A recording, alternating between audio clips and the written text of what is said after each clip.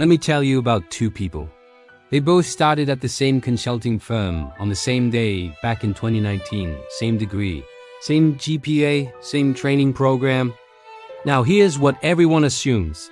The manager must have worked harder, been smarter, or delivered better results. Wrong. The analyst was pulling 60-hour weeks while the manager worked 45.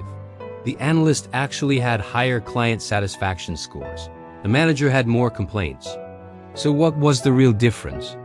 The manager understood a game the analyst didn't even know existed. See, there's a hidden layer of workplace dynamics that operates beneath every org chart. Every performance review, every single promotion decision, most people never see it. They follow the official rules, while others play by the real rules. The official rules say, work hard, deliver results, be a team player. The real rules say, control information, build leverage, and engineer perception. These aren't just soft skills. They are raw power mechanics. Today, I'm going to show you 9 tactics that are being used against you right now. These are the tactics that determine who rises and who stays stuck. The tactics they hope you never learn, because your ignorance keeps the game rigged in their favor. This isn't some theory. This is the mechanical reality of how corporate power actually works. Let's begin. Here's what nobody tells you when you start your career. Performance matters a lot less than you think. And politics? It matters a lot more than you're willing to admit. I know that's uncomfortable. You were taught to believe in a meritocracy, that if you just work hard and deliver results, you'll be rewarded. But meritocracy has a fatal flaw. It assumes someone is objectively measuring your merit. They're not. Your manager doesn't have a little widget counter tracking your every move. Your executive team isn't running controlled experiments on your output. Your value is determined by perception, positioning, and relationships, not by a spreadsheet that supposedly proves your worth. This is exactly why talented people get passed over. It's why incompetent people sometimes get promoted. It's why hard workers stay stuck while strategic operators climb the ladder. They're playing completely different games. Research from organizational psychology is crystal clear on this. Studies on promotion decisions show that visibility to senior leadership is a stronger predictor of advancement than raw performance metrics. Research on salary growth shows that having internal advocates matters more than your individual output. And studies on layoff decisions show that social capital, not just productivity, is what determines who survives the cuts. The game is political. It always has been. But here's the good news. Politics is a learnable skill. It has rules, patterns, and tactics. And once you understand them, you stop being a victim of the game and you start becoming a player. The 9 tactics I'm about to show you are already being used in your office, by your manager, by your peers, by the people who keep getting promoted while you're left wondering what you're doing wrong. The only question is whether you'll start using them back. So here's how the real game works. The very first tactic is information asymmetry. In every single organization, information is power. I'm not talking about the stuff in official announcements. I mean the information that travels asterisk before asterisk the official announcements. Who's getting promoted? Which projects are getting killed? What leadership asterisk really asterisk thinks about that new reorganization? Where the budget cuts are actually coming? Powerful people get this information early. Everyone else finds out late. And that gap between knowing early and knowing late is where careers are made or destroyed. Here's what amateurs do. They wait for the company-wide email. They trust that HR will tell them everything they need to know. They assume transparency is the default. But by the time they know, the decisions are already made. They're stuck reacting while others are busy positioning themselves for the next move. Here's how it actually works. The people in the know build what I call intelligence networks. These aren't formal relationships. They're strategic connections across different departments, levels, and functions. An executive assistant who sees the calendar before meetings are announced. A finance analyst who knows which budgets are being increased. A product manager who overhears which initiatives leadership actually cares about. These people are the nodes in an invisible information system. So here's the tactical implementation. Step 1. Map the information nodes in your organization. Ask yourself, Who knows about changes before they're public? This is usually executive assistants, chiefs of staff, people in finance, people in HR, and anyone close to the C-suite. Step 2. Build low-stakes relationships with these nodes. Don't make it transactional or obvious networking. I'm talking about genuine, helpful interactions. Offer your assistance. Share useful information you have. Ask curious questions about their work. Step 3. Create reciprocal value. You are not extracting information, you are trading it. When you learn something valuable from your corner of the company, share it with your network. Information given creates information received. Step 4. Listen more than you ask. People reveal things when they feel safe and comfortable. The person who talks less and listens more always learns more. But a word of warning, don't be obvious. Don't just walk up to an executive assistant and ask, "So, what's happening in the leadership meetings?" You'll be shut out immediately. This is about building real relationships over months. Make yourself useful. Become someone they trust. Over time, you'll start hearing things 3 weeks before they're announced.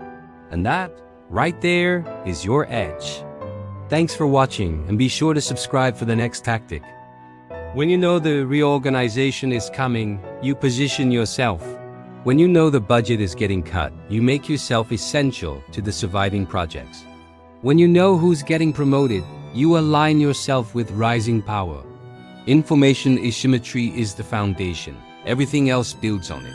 The second tactic is knowing when not to speak. Most people think visibility means talking.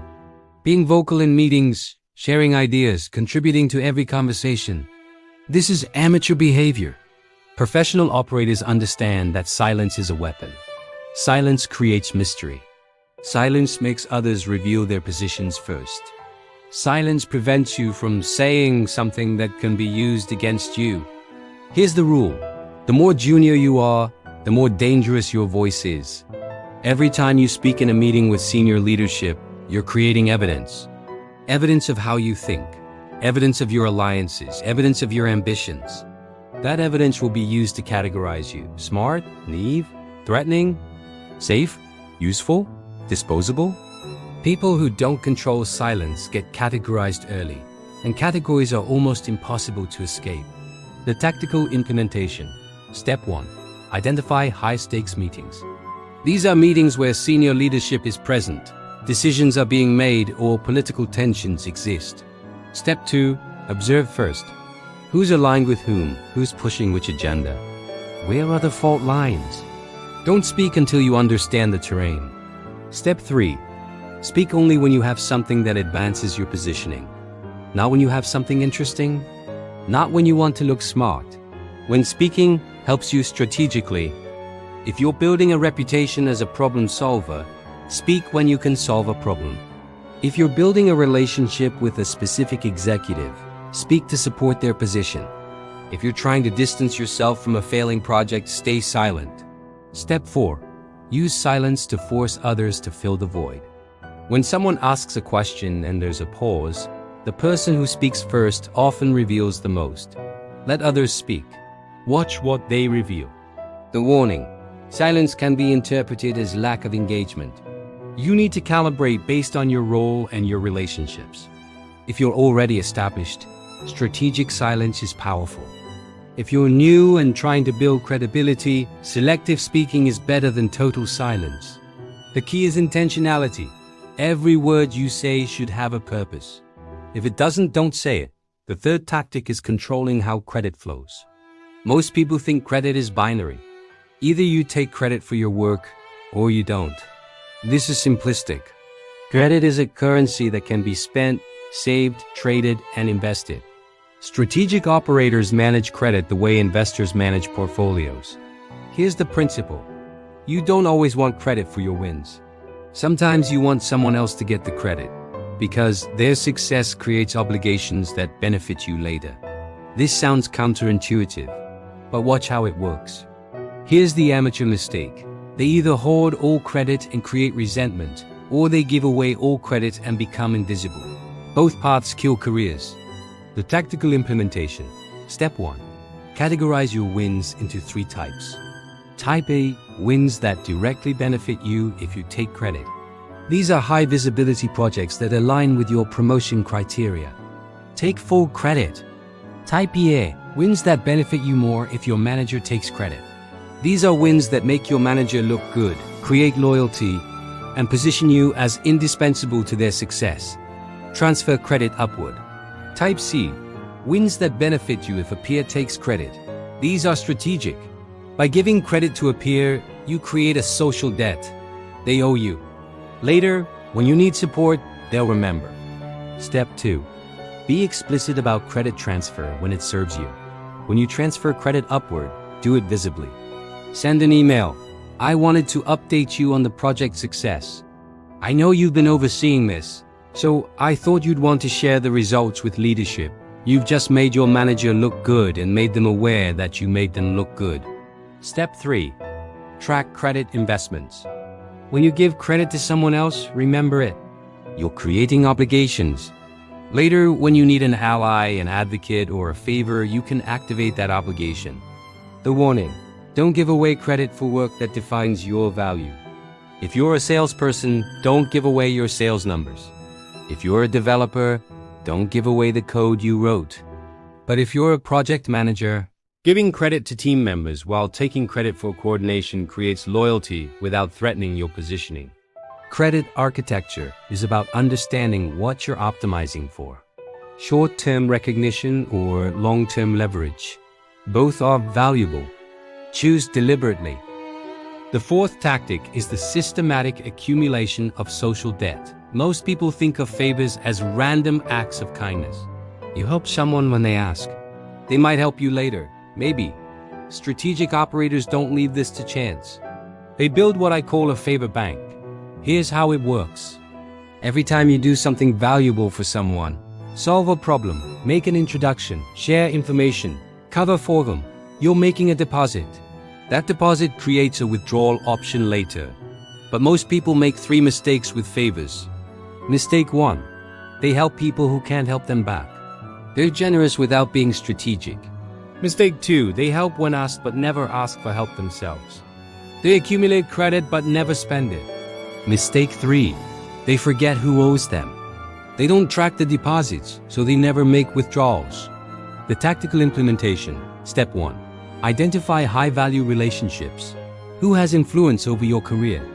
Your manager, your skip level, key stakeholders, influential peers, and people in gatekeeping roles. Step 2.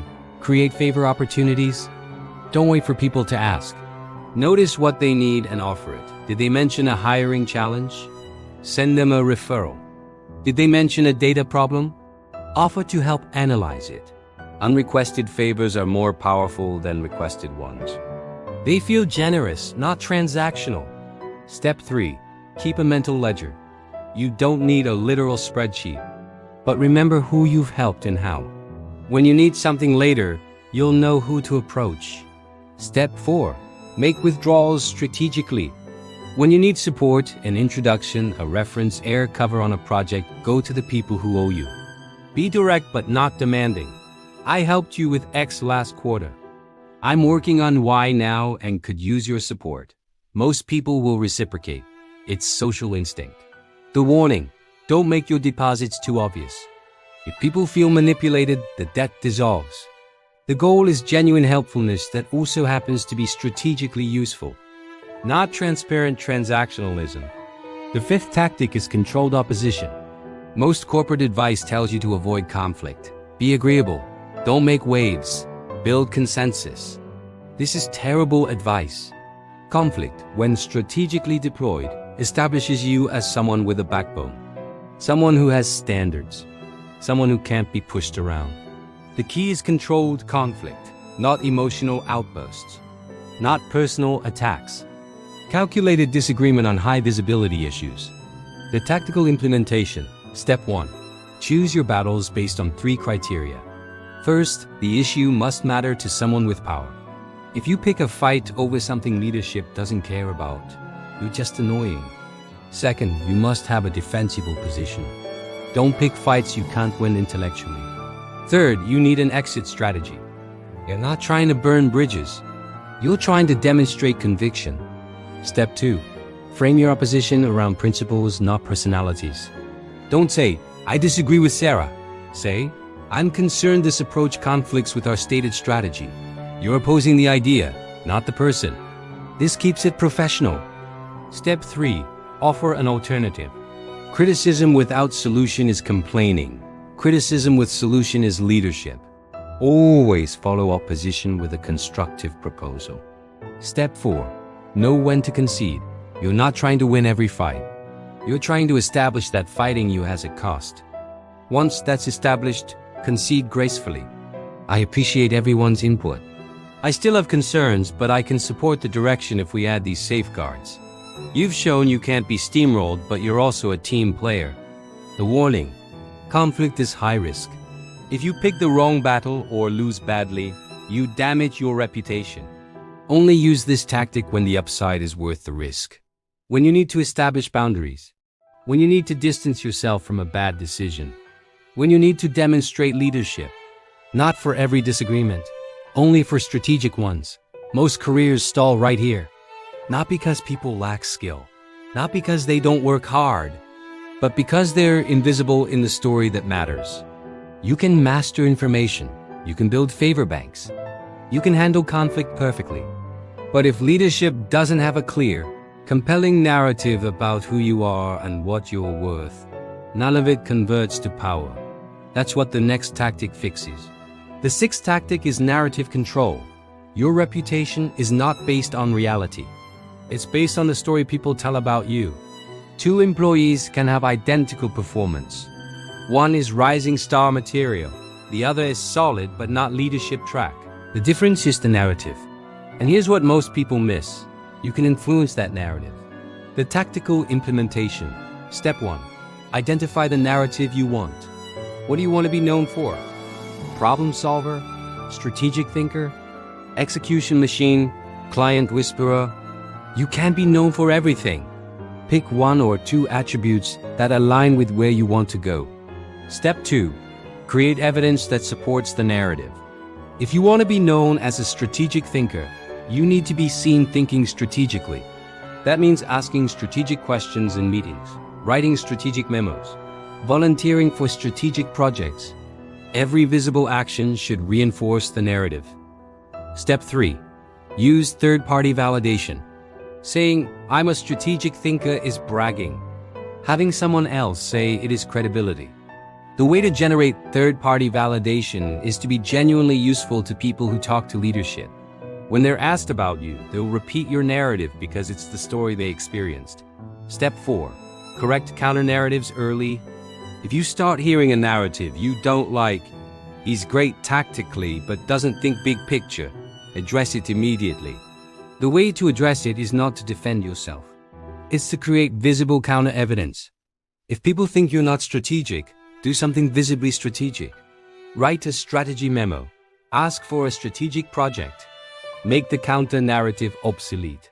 The self-diagnosis moment. Ask 3 people you trust. What's the first thing that comes to mind when you think about my work? Their answers are your current narrative. If it's not what you want, you have work to do. If they hesitate or give generic answers, you don't have a narrative. You're invisible. That's worse. You need a story. Build one deliberately. The 7th tactic is making yourself structurally necessary. Job security doesn't come from performance. It comes from dependencies. If 10 things would break without you, you're unfireable. If nothing would break, you're expendable. Here's what happens if you don't build dependencies. When layoffs come, your name goes on a list. Someone in the room asks, what does this person do? If the answer is vague or replaceable, you're gone. No loyalty, no second chances, just gone. Here's how to build dependencies without becoming a bottleneck. The tactical implementation. Step 1. Identify critical but poorly documented processes. Every organization has processes that matter but aren't well understood. Find them. Step 2. Become the expert without being the obstacle. You want to be the person who knows how it works, not the person who has to touch every transaction. Knowledge dependency is powerful. Execution dependency is dangerous. Step 3. Make your knowledge valuable but not secret. If people think you're hoarding information, they'll see you as an obstacle and root around you. If people know you have information and share it when needed, they'll see you as essential. The balance is accessible expertise, not gatekeeping. Step 4. Expand your dependency footprint gradually. Every quarter, add one more thing that depends on you. Over time, you become woven into the organizational fabric. The warning: don't become a single point of failure on things leadership wants to fix.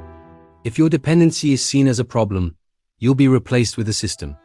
Be a dependency on things that are valuable, not things that are broken. The 8th tactic is controlling decision environments. Most people think decisions are made in meetings. That's not quite right.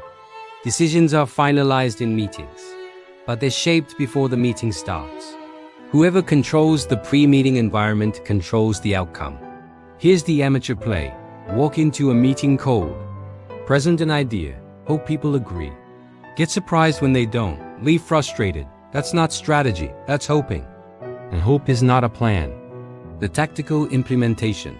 Step 1. Socialize decisions before the meeting.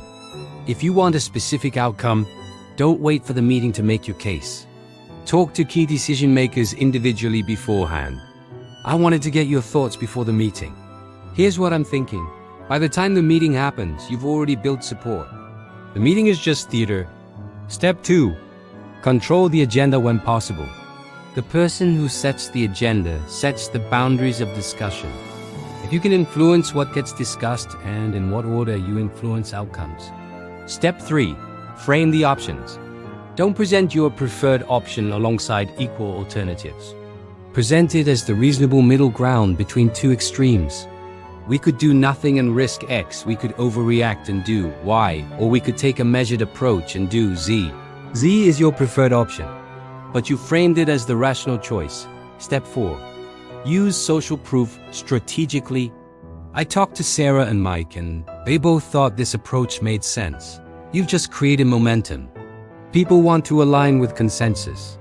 The warning: if people feel manipulated, they'll resist even good ideas. The engineering has to be subtle. You're not deceiving people. You're creating an environment where good decisions are easier to make. The 9th tactic is strategic exit signaling. Your power in any organization is directly proportional to your ability to leave. If you have no options, you have no leverage. Your employer knows it. They'll pay you less, promote you slower, and treat you worse. But if they sense you could leave, everything changes. The tactical implementation. Step 1. Cultivate external visibility. Post on LinkedIn occasionally. Speak at industry events. Publish insights. Contribute to communities. You're not job hunting. You're maintaining market presence. Step 2. Take recruiter calls. You don't have to be interested in the role, but taking the call keeps you calibrated on your market value and keeps your interview skills sharp. Step 3. Let it be known subtly that you have options. Don't threaten to leave. Don't say, "I've been talking to other companies," but do mention casually, "A recruiter reached out about an interesting role," and then change the subject. You've planted a seed. Your manager now knows you're not trapped. Step 4. Actually be willing to leave. This isn't a bluff. If your employer calls your bluff and you leave, you've lost all leverage. Only signal exit if you're genuinely prepared to execute it. The self-diagnosis moment. Ask yourself, if I lost my job tomorrow, how many companies could I call and have a serious conversation about a role? If the answer is fewer than 3, you have no leverage. You need to build external optionality immediately. The warning: exit signaling is dangerous if you're not valuable. If your company would be happy to see you go, signaling exit just accelerates your departure. Only use this tactic once you've built internal value using the other 8 tactics. Let me address what you're probably thinking. This feels manipulative. Isn't this just using people? What about authenticity? What about just doing good work? I understand the discomfort. You were raised to believe that politics is dirty. Let good people focus on their work and let results speak for themselves. But here's the reality you need to accept. The game is already happening. Right now. In your office, these tactics are already being used. The only question is whether you're using them or having them used against you. Choosing not to play isn't noble, it's naive. And naive people don't get promoted. They get passed over, underpaid, and eventually pushed out. There's a difference between understanding power and abusing it. These 9 tactics aren't about lying, backstabbing, or sabotage. They're about understanding the mechanical reality of how organizations make decisions. Decisions are made by people. People are influenced by relationships, perceptions, and positioning. If you ignore those factors, you're ignoring how the system actually works. Strategic clarity isn't the same as ruthlessness. You can use these tactics ethically. Build genuine relationships that also happen to be strategically valuable. Create real value while also managing perception. Help people while also building social capital. The difference between you and the people currently winning is not morality. It's awareness. They know these rules. You didn't. Until now. Now you have a choice. You can close this video and go back to believing that hard work alone will save you. That fairness will prevail. That politics doesn't matter. Or you can accept that power has rules, learn those rules, and start playing the actual game. The people above you made their choice years ago. That's why they're above you. Remember those 2 employees I mentioned at the beginning? Same starting point, wildly different outcomes. The analyst is still waiting for hard work to be rewarded, still hoping someone will notice, still confused about why effort doesn't equal advancement. The manager stopped waiting, stopped hoping, and started engineering. They built information networks. They managed credit flows. They created dependencies. They controlled narratives. Not because they were smarter, because they understood the game. Here's the 1-sentence summary of everything we've covered. Corporate advancement is not a meritocracy. It's a political system, and political systems reward those who understand power. These 9 tactics are being used in your office right now. The only question is whether you're wielding them or being defeated by them. If you want more tactical breakdowns of how corporate power actually works, subscribe. Because every day you spend playing the wrong game is a day someone else uses the right game to get ahead of you. And remember this, in the corporate world, the naive think politics is optional. The strategic know it's the only game that matters. The choice is yours. Choose strategically.